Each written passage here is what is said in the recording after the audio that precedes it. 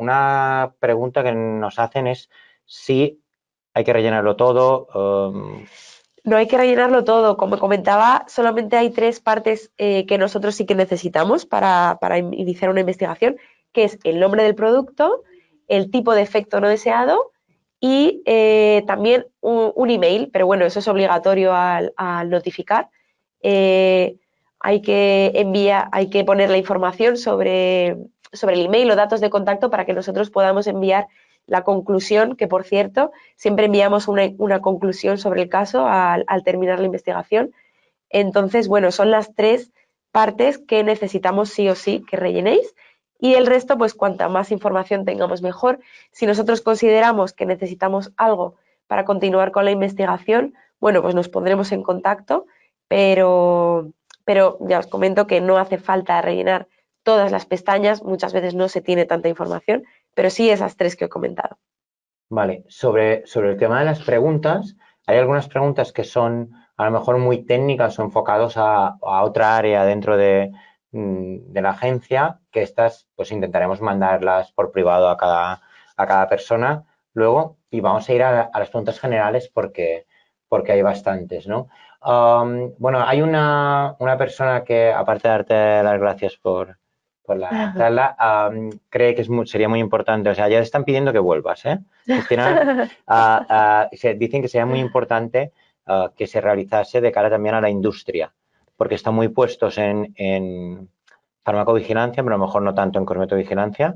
Por lo tanto, le vamos a pasar el balón al vocal nacional de industria y que si os que contacte contigo para que hagáis otro Genial. webinar de cara a la industria que también puede ser muy interesante.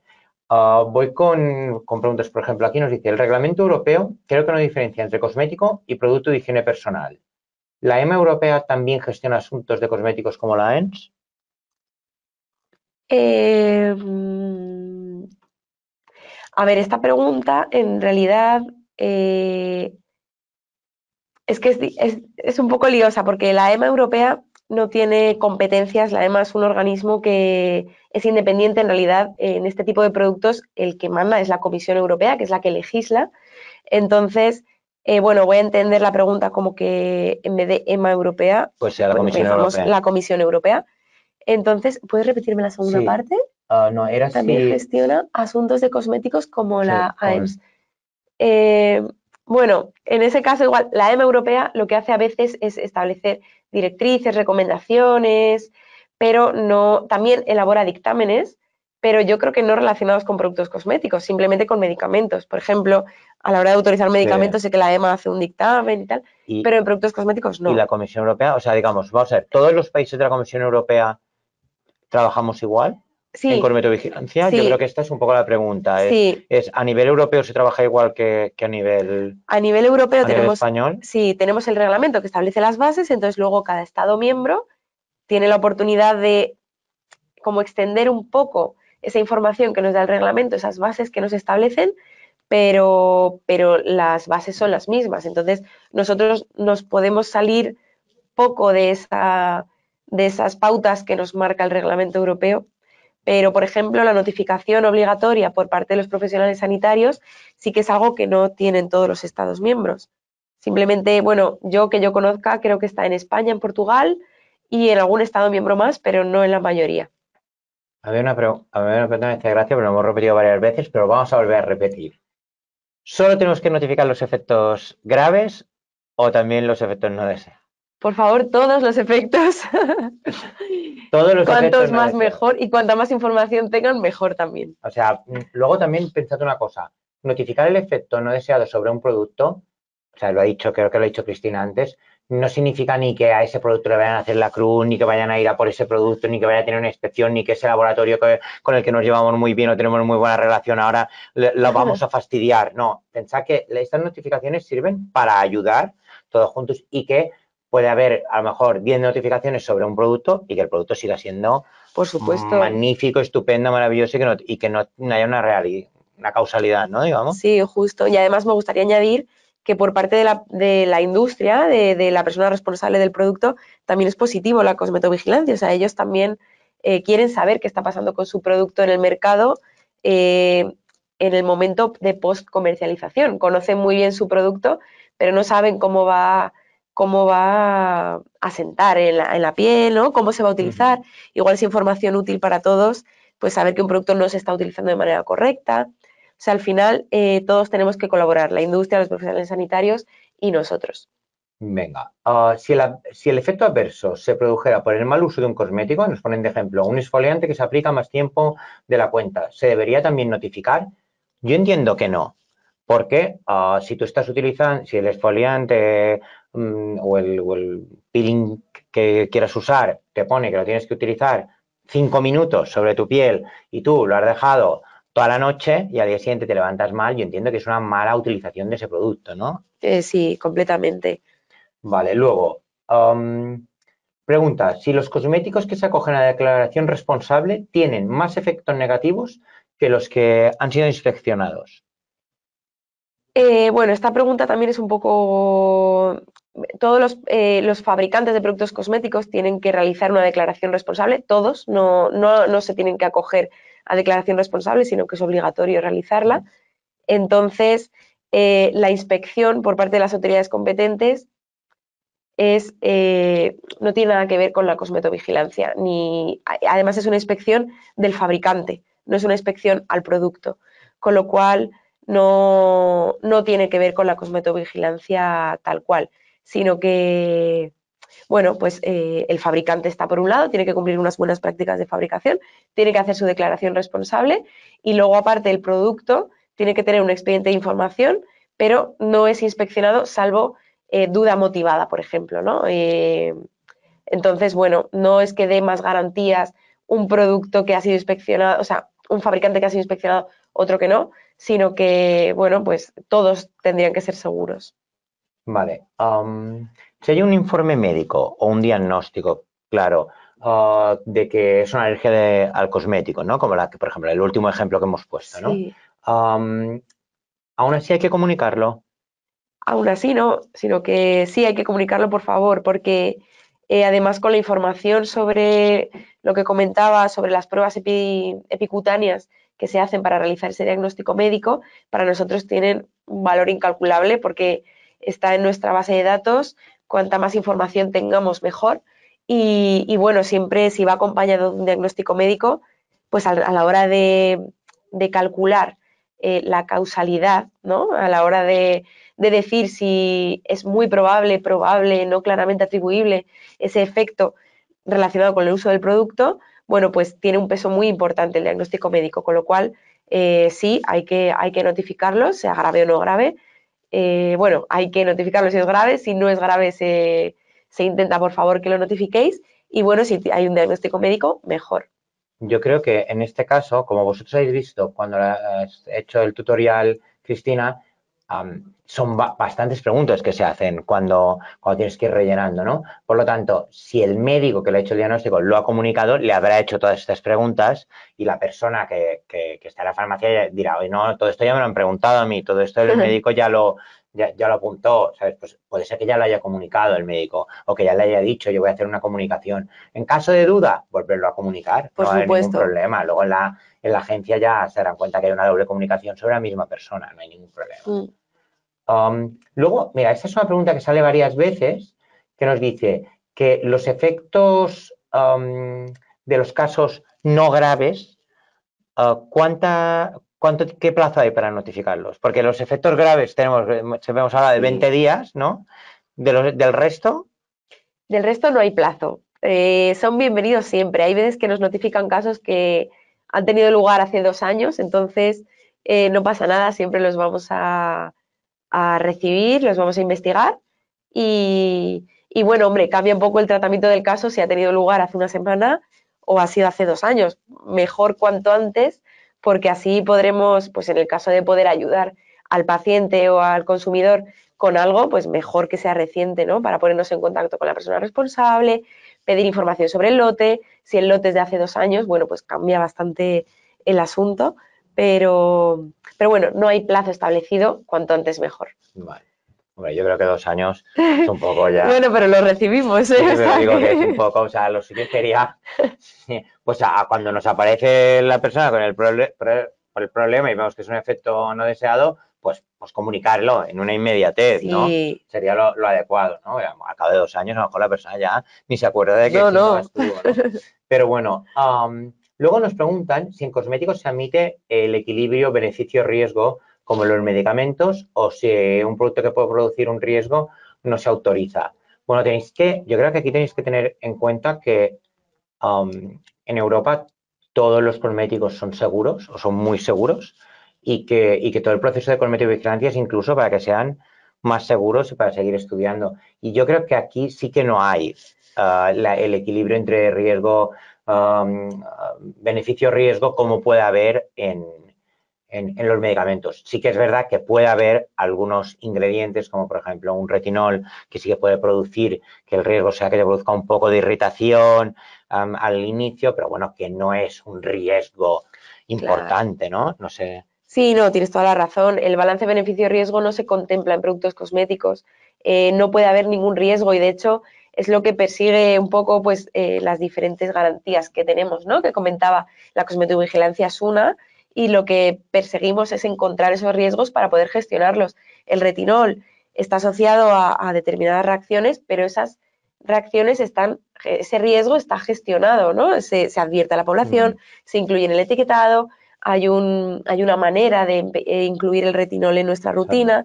Entonces, lo que se busca siempre es localizar ese riesgo y gestionarlo para que sea el mínimo posible. Con lo cual, bueno, pues ese balance beneficio-riesgo Perfecto. no se ajusta a producto cosmético. Vale. Luego nos habla, por ejemplo, en el caso de que sea posible la fotosensibilización, entiendo que esto se recogería en el formulario de notificación. ¿Existe un campo específico para notificarlo? La fotosensibilización. Porque en el caso que hemos visto del chico que tenemos, que nosotros como farmacéuticos Ujú. creemos que es debido a la evastina, ¿no? Sí. O sea, cuando nosotros, pero en ese caso, como no podemos descartar que sea el fotoprotector, tenemos que comunicarlo. ¿Hay algún sitio donde podamos incluir? Por ejemplo, en la descripción detallada de la sintomatología, ahí es para explayarse si hace falta. Y también en si la persona tomaba medicamentos, también son campos de texto libre.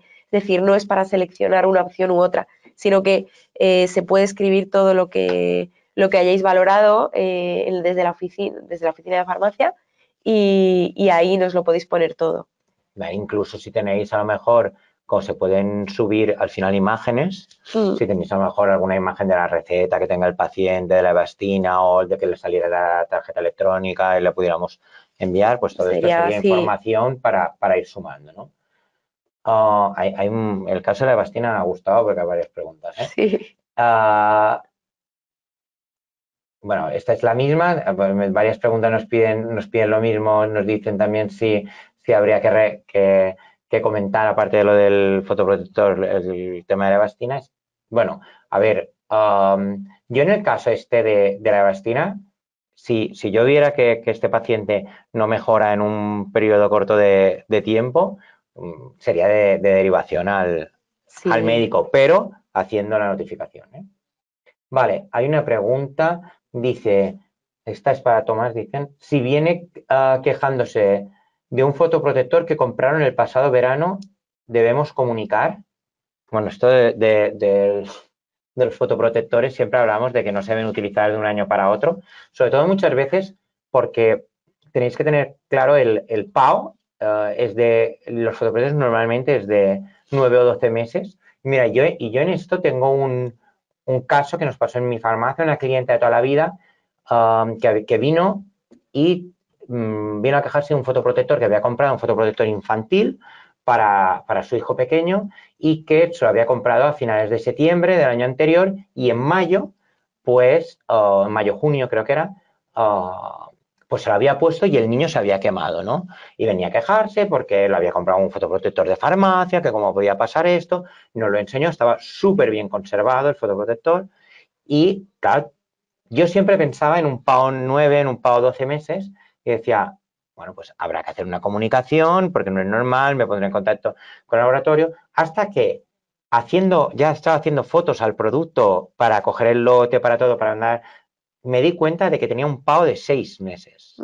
solo de 6 meses. Fotoprotectores infantiles faciales tienen un PAO en algunos laboratorios solo de 6 meses, con lo cual ya había pasado, no sé, habían pasado 2 meses más, no entraba este periodo y claro, a partir de este momento ya no hay que comunicar, es un producto caducado, ¿no? Sí. Por lo tanto, estos son los casos. ¿Qué ocurre? En estos casos hay que fijarse dos cosas para mí. Fijaos bien en el PAO, nos pasa lo mismo que a mí.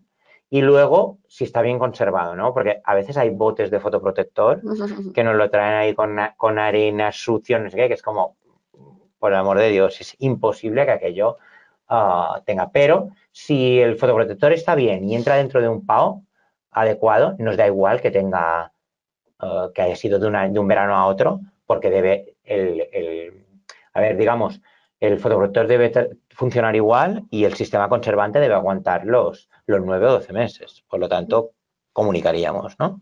Sí.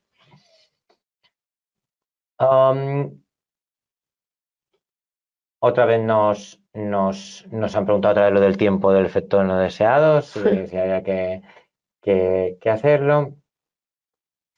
Nos dice que si no tenemos de toda la información, por ejemplo, ahora imagínate que hay un efecto grave no deseado, pero no tenemos toda la información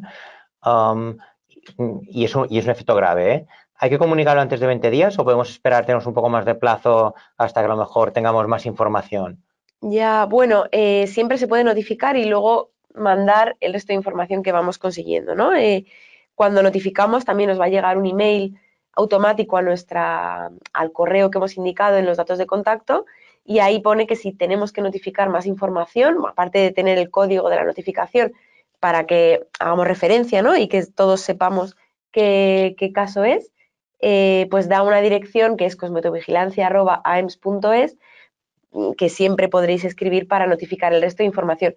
Pero yo creo que es mejor de manera inicial notificarlo y así vamos agilizando un poco pues los trámites, también así todo va moviéndose y luego ya podemos dar el resto de información.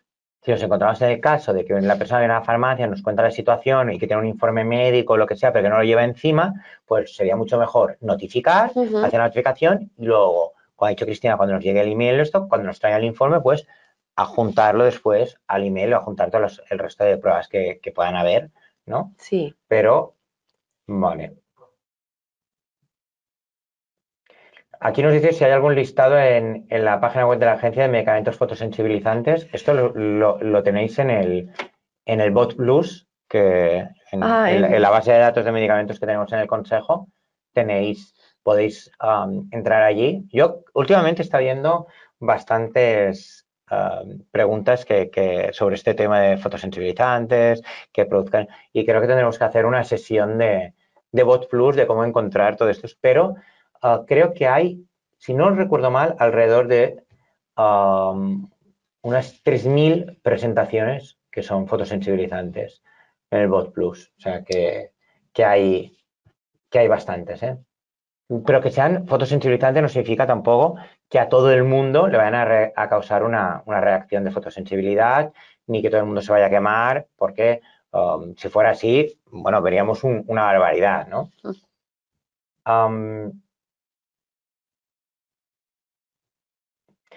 Dice, si en el caso de la crema de coco pone en la etiqueta apto para todo tipo de piel, en el ejemplo que hemos puesto, a ver, por un lado, el aceite de coco, por su perfil lipídico, sabemos que es comedogénico, con lo cual nos daría igual que yo creo que pusiera o no.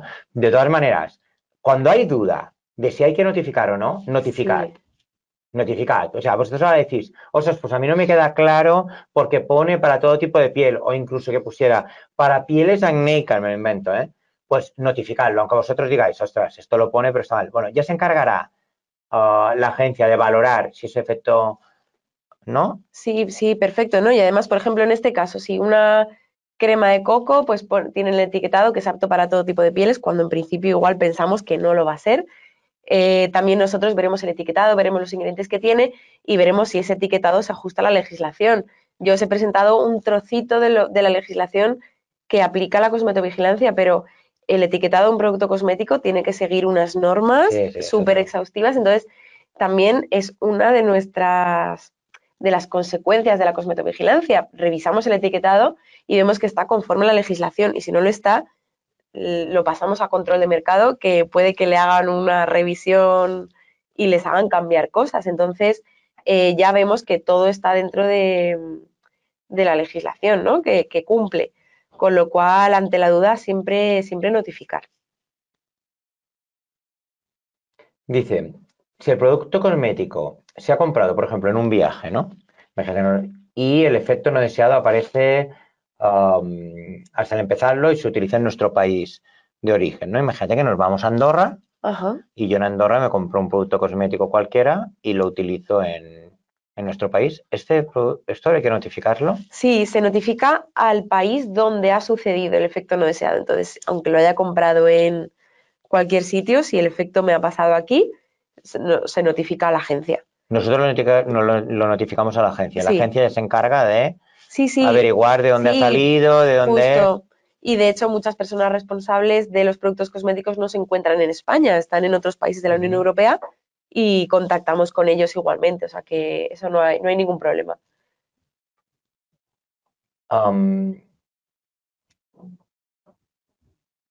Dice si se debe utilizar alguna terminología específica para la descripción del efecto no deseado, por ejemplo, la terminología MEDRA. No, nosotros no utilizamos la terminología medra ni nada así establecida. Esto, a ver, pensad que también la población Claro, puede notificar, ¿eh?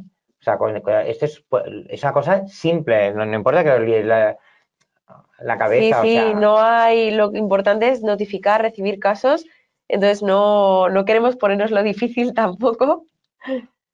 vale. Aquí hay una pregunta que nos dice, los farmacéuticos, en el caso de los farmacéuticos, cuando están en una oficina de farmacia, tienen una dualidad porque por un lado son profesionales sanitarios, pero por otro lado también son distribuidores. En este caso, ¿cuándo tendrán que notificar como distribuidor y cuándo como profesional sanitario? Claro, esto antes sí que no hacía falta planteárnoslo porque como el profesional sanitario no estaba obligado a notificar, pues el farmacéutico se consideraba distribuidor. Exacto. Entonces se le intentaba involucrar un poco en la actividad de la cosmetovigilancia. Ahora que por todos lados le da, ¿no? Pues como distribuidor y como profesional sanitario, lo que desde la agencia intentamos siempre resaltar es el lado sanitario del profesional. Vale. Entonces, siempre intentamos que notifiquéis como farmacéutico, porque como distribuidor, pues al final no nos da tanta información a nosotros no de calidad, sino como pues de cercanía con la persona, ¿no? Preferimos ese lado profesional que tiene el farmacéutico y no el distribuidor. Vale, te hago yo, ahora me invento yo una pregunta al caso. Si yo tengo mi propia línea de productos cosméticos fabricada en mi farmacia, del que yo soy el responsable porque la fabrico yo en mi laboratorio, ¿cómo, y hay un efecto no deseado, cómo lo tengo que presentar? Como persona responsable. Porque al final nos pondremos en contacto para solicitarte información sobre tu producto. Tú vas a conocer el producto mejor que nadie también, entonces es esa faceta la que vamos a buscar y sobre todo por ahorrar tiempo, ¿no? Al final lo que queremos todos es la eficacia de las comunicaciones y no tiene sentido que notifiques como farmacéutico y luego, bueno, sí tiene sentido, por supuesto, pero que es mejor ya directamente todo. Los datos del paciente son anónimos en realidad, porque la información que necesitamos nosotros no anónima es de la persona que notifica, en este caso el farmacéutico. Pero los datos que se incluyen sobre el paciente son las iniciales, la edad la fecha de nacimiento y el sexo. Entonces no su información siempre va a ser anónima, con lo cual no hay ningún problema. Vale. Luego nos preguntan si existen reportes públicos de estadísticas de reacciones adversas asociadas a cosméticos. Sí, está el Cada informe, año, ¿no? claro, el informe de cosmetovigilancia, ahí se pueden ver Y luego los de también España, a nivel europeo están los del RAPEX. pero eso ya es diferente, Sí. eso es de control de mercado. También os pregunto si es necesario contar con el consentimiento del paciente a la hora de realizar la notificación. Sí, yo entiendo que sí, que igual que la persona, pero bueno, es un procedimiento muy, bueno, anónimo lo primero, como hemos dicho, y que se le puede decir en un momento dado, no creo que la persona ponga ningún inconveniente. Mira, aquí una pregunta que me parece bastante interesante, que es, am, nosotros en la ciudad de farmacia, ¿no? Normalmente, pues nosotros trabajamos con laboratorios con los que tenemos una cierta confianza, una cierta relación. Y normalmente cuando se produce un efecto, ¿no? De estos, un efecto no deseado, también lo ponemos en comunicación del laboratorio, y mira lo que ha pasado, normalmente tenemos relación con el representante de la zona, mira a ver, y si el laboratorio nos dice, nosotros nos encargamos de hacer la cosmetovigilancia, ya lo podemos dar por hecho o lo tenemos que comunicar nosotros. Eh, bueno, aquí os diría que si lo comunicáis no pasa nada, porque nosotros vemos si hay duplicados o no. Pero bueno, si la persona, si ese representante dice que se encarga de la cosmetovigilancia, bueno, no lo sé, es que, pero bueno, yo ante la duda notificaría igualmente. Vale, pensad que como profesionales sanitarios tenemos que Es que notificar estáis nosotros, obligados en realidad, así que ¿sabes? O sea, si es un efecto grave, estamos obligados. Y si no sí. es grave, notificar vosotros.